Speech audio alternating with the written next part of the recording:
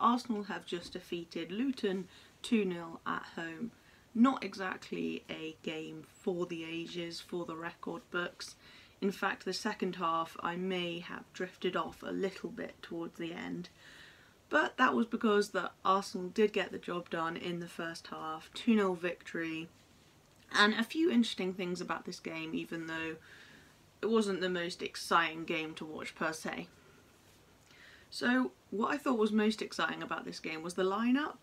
As most of you will know, I'm a huge Emile Smith-Rowe fan. You can see I drew him there above me. And Emile Smith-Rowe, given a starting position in the lineup, he seemed to play more towards the left 8 type role, and actually got the TNT commentators player of the match. I believe he got an assist and another goal involvement in one of the other goals.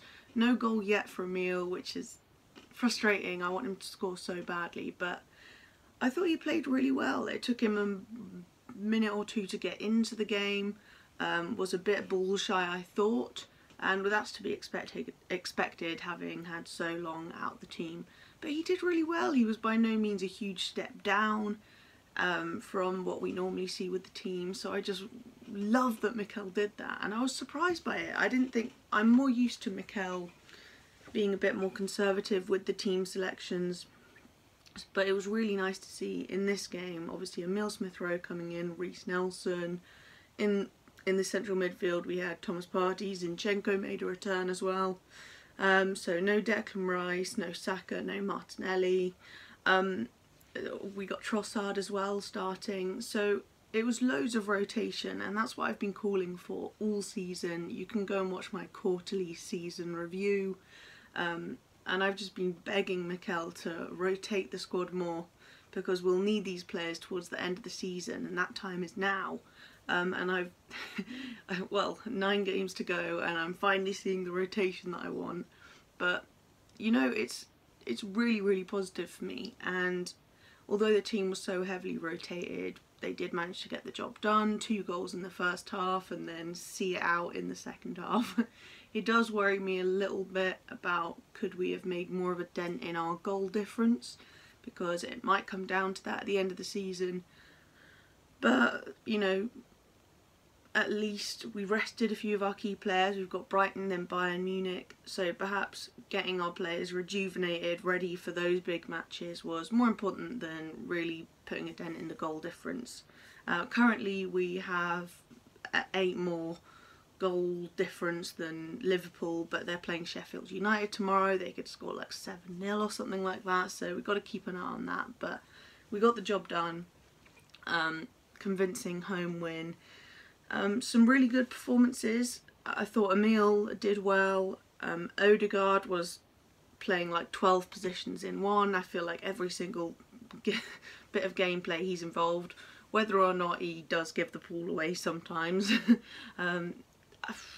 I wish that I'd have seen a bit more from Reiss Nelson being given that opportunity, but he seemed a little bit timid, and this is why I'm always calling on MIKEL to like rotate these players more, because of course they're not going to be up to their full free-flowing best when this is the first start they've had it like 6 months or something like that. At least that's what it feels like anyway. So I wouldn't write off any of these players, the ones that I wasn't hugely impressed with.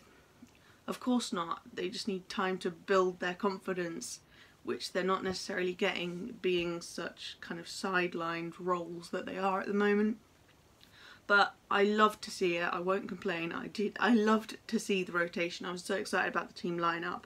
And of course there was a bit of dysfunction. Not really dysfunction, but definitely the team felt more disjointed. We're missing so many key players, as I said. Declan Rice.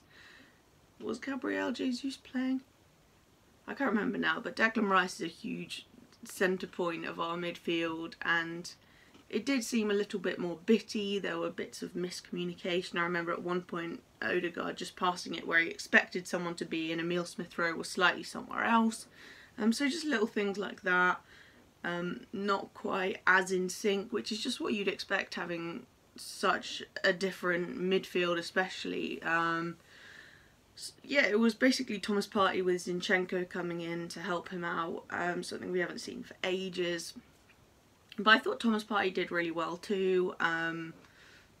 If we can, I'm glad that he got the minutes to be able to, you know, get some game time in, and hopefully we can use him in these really big fixtures coming up, like have a Declan Rice and Thomas Partey midfield. I thought when Declan Rice came on, although he did replace, I want to see them playing together, that's the thing. I want to see Declan Rice and Partey. And I don't think we saw that today, but you can let me know in the comments. Either way though, really impressed with the rotation, lovely stuff. And on that, I'm seeing MIKEL Arteta. You guys know I've had big doubts, and a lot of my doubts have been down to like things like rotation especially, and having a very rigid style of play. So MIKEL, kind of the things that annoyed me are that there seemed to be one way to play, one starting 11, and if that's not the case, then, you know, it's like everyone panic, we're gonna lose. Whereas I'm seeing him improve on these things in front of my eyes, so I'm not sure how much I can still complain really. So yeah, not the same starting 11 today, obviously, to put it down to the basics, but I've also been really impressed with seeing that there's not just one style of gameplay anymore. You guys know from my last fan cam, that I was really impressed to see the tactical switch up playing City, and to know that there's more different styles of gameplay in our arsenal, if you'll pardon the pun, than just the death by 1,000 passes, free-flowing, complete ball domination, crushing the opponent with possession type thing. Oh, sorry, I just punched my desk. There's also things like being able to shut up shop, which I'm excited to see potentially in the Champions League. Last week, maybe we could call that like the clam, the clam style of gameplay, where you just completely shut up shop. Yeah, it's about 4 AM guys, so I may be waffling. I woke up and just felt like I had to get on camera and talk about that Luton game. So yeah, those are kind of my basic thoughts on the game. As I said, not one for the ages, but a really good result nonetheless, and I'm seeing more of the things that I've been criticising MIKEL for not doing. So it's all good in my books, you know. I can't complain when he starts to do the things that I've been yelling at him to do. So it's looking good for me, it's looking good. Let me know what you guys thought of that incredible game. Note the hint of sarcasm.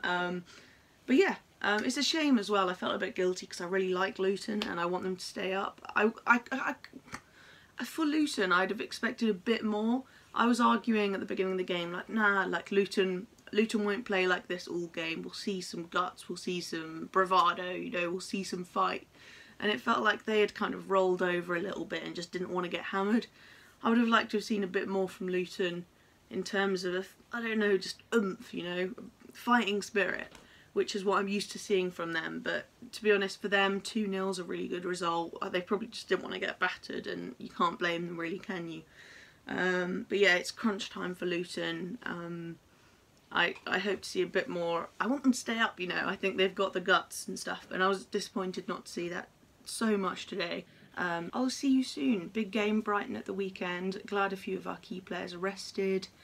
Let me know how you're feeling about Brighton. I think we should get the job done, but it's going to be tough. And then I'm really looking forward to Bayern Munich next week.